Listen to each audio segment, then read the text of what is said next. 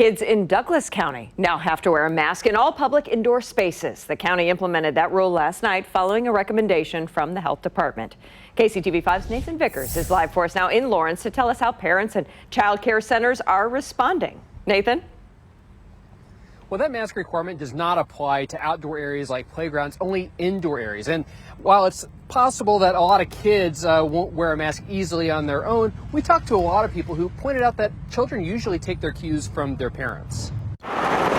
Child care centers like Googles of Learning in Lawrence have had to take extra care in recent months, installing air purifiers and keeping extra masks on hand for kids and adults. With the Delta variant, we've been a lot more concerned with are our staff vaccinated? Is everybody masked? Now that the county is requiring masks for kids under 12, most of their kids will need to wear one. But the director, Amy Gottshammer, says that's not a problem here. We haven't had any children not want to wear their masks. They are completely fine. Though kids can be kids. Where we come into problems are things like, does the child remember to bring it every day?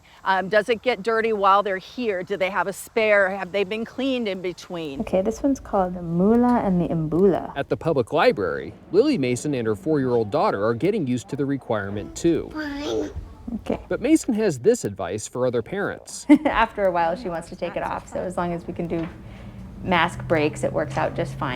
The Douglas County Health Department recommended the rule to protect kids too young for a vaccine. Their spokesperson, George Diepenbrock, says it will help keep kids learning in person this school year. We're trying to get a handle on this and keep it and get off the school year off to a good start. Like to see things get back to normal. And at Gottshammer's place, I think it's a smart idea. it's a way to protect her families. We allow something like COVID spread within our buildings that could otherwise be mitigated by wearing a mask, then we are not doing right by our children and their families.